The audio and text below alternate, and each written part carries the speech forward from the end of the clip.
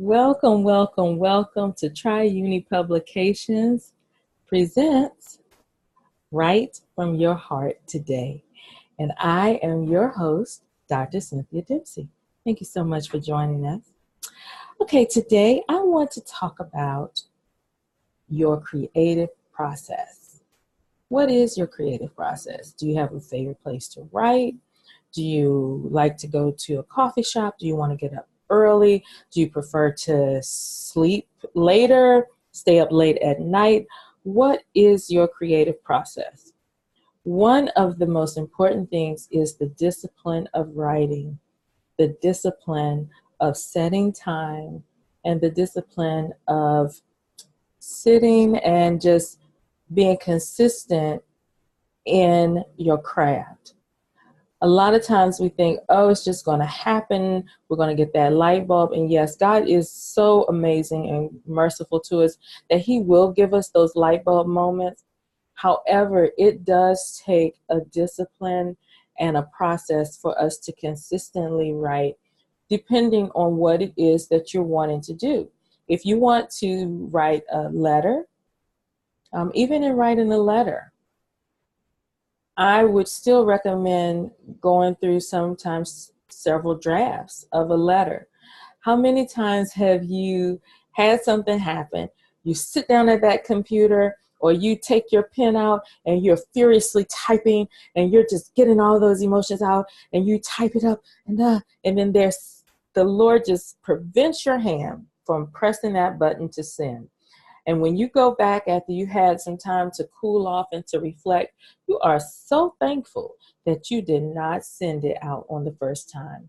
And we have to be like that with our actual writing in terms of if we're trying to create a poetry or a small book, a devotional, whatever it is, we want to make sure that we don't just send out the first draft. We want to make sure that we go through the process, that we take our time to hone our craft, to choose wisely the words that we're going to say, to make sure that everything makes sense, that we take a breather in between when we have written it, when we go back to edit, when we ask others to review and edit our work, or we submit our manuscripts to someone to edit.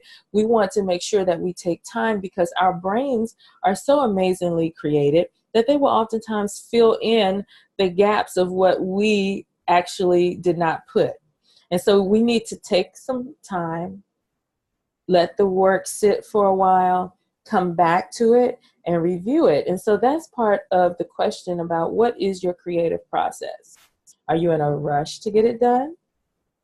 Do you write every other fourth, fifth, and 12th Wednesday?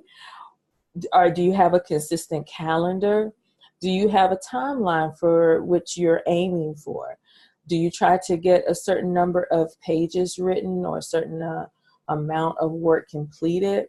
What is your process?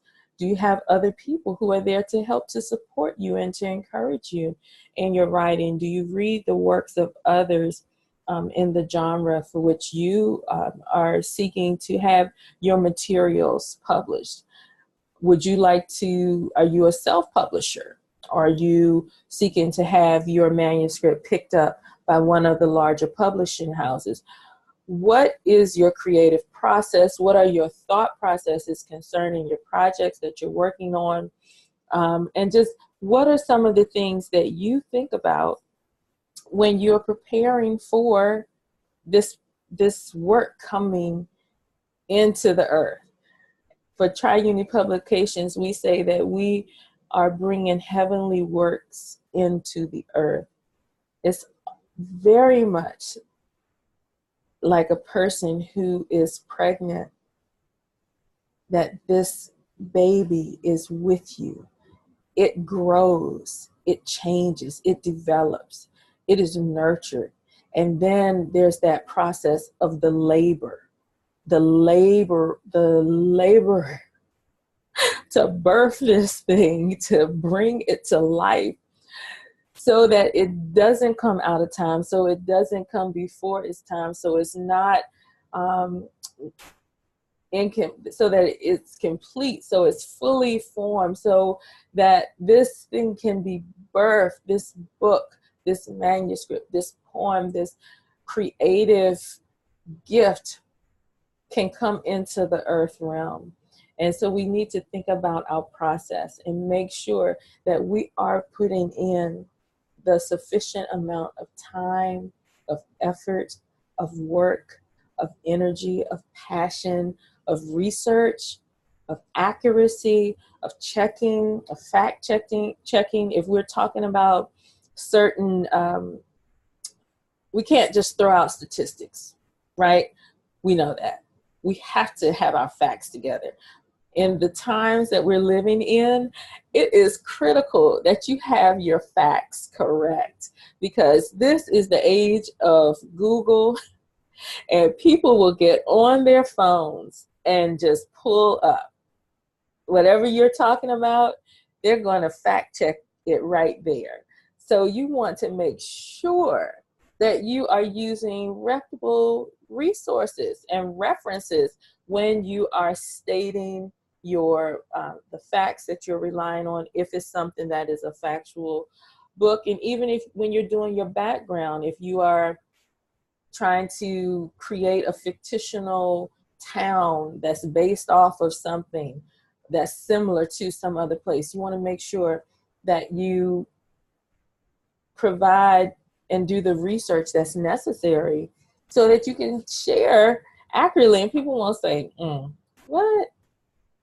They're talking about it's taking place in a terrain that's similar to Alaska, but they have information in there that sounds like it's actually from a desert. Unless something has happened and some cataclysmic event has taken place within your storyline and it makes sense, then you want to make sure that even in your creative process that you are including time to do accurate research, and that you aren't in such a rush to just produce a work that you don't take the time to really put in so that people can say, yeah, that's believable. Yes, and I respect that author. Yes, they have put in the time and the effort to make this the very best work that they can create. So this week, talked a little bit about the creative process. Just wanted to get you thinking, what's your creative process? What is your process? Do you even have a process? Maybe not. Okay, so if you don't, this will be a good time to start thinking about it, writing it down. What are your goals? What are you hoping to accomplish? How will you accomplish that?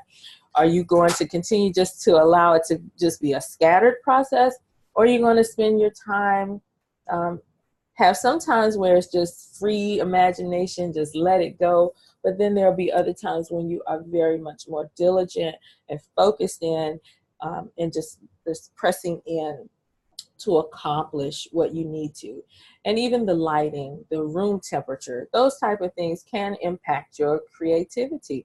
So when you think about that, where are you the most comfortable writing? I personally, it depends what portion of the process I'm in. I like to go to a coffee shop because it's something about coffee beans.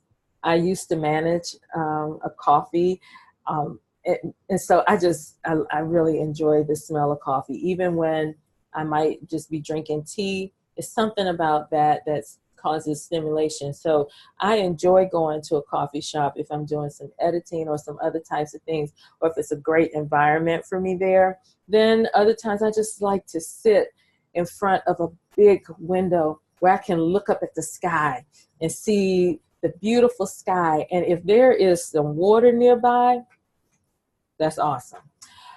So those are some of my creative processes, and just trying to be really disciplined.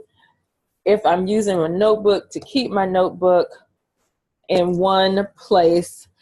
I have to confess that inspiration strikes me, and sometimes I would write on a napkin, write on the back of an envelope. I would just write anywhere. And then I had a file cabinet. So when I was preparing my the God's Precious Dancer book, there would be times when I would just write it down on a piece of paper, whatever I had available. And then I had files. So chapter 1, chapter 2, chapter 3, and I would put those little pieces and slips of paper within those files. And then I would type everything back up again. And then I started trying to utilize one notebook for whatever the subject was, because I do enjoy writing longhand. And then I also keep my things on the computer, and I just type it on the computer. Here's a helpful hint for your creative process. Do not erase. That's right. Space down. Don't erase. Don't correct. When those thoughts are flowing and those ideas are pouring out, just type them. Type it as long as you can understand the spelling. Most computers now, and I would say virtually all devices, have spell check on it. So you don't have to worry. There will be the red line under it. The only thing is now some of the devices do word correct, and they put in their own words, and that might not be what you wanted to say. And so you might have to make sure you slow down for that. But when you're writing and typing, just write. Space down. Put a page, insert new page, right? If you're working on something and all of a sudden you're like, oh, I'm not sure if that goes there or not, that's okay. Leave it there, space down, work on something else. Start a new paragraph, put another header on it, or just keep writing.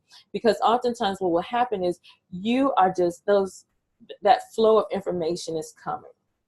And it could be some very good work, but it just might not belong in that particular portion of your manuscript. So if you erase it, when you get to the end or you get to another part, you're saying, oh, I wrote something that fits right there, but you erased it. It's similar to when people would take their paper, they would write it and then they would ball it up or they would cross it out. No, don't waste your energy doing that. Just space down and keep writing. And then when you go back, you'll say, okay, no, that wasn't the right part. I don't need that. I'm not going to use that. But at least you have it. The other thing that I do in my creative process is I save drafts. So if I had that to happen, where it's just flowing out, I'm just doing free flow, free write, and it's just dumping. Okay, so then I save that as draft 1, free dump, everything, something, give it some kind of a name. But then in my actual one where I say, okay, this is what I am going to use. I feel like these are the paragraphs that I need. All this other stuff is extra. Then that becomes my real document that I'm using, and I do save as whatever the name of that document is. And many times I put the date on there.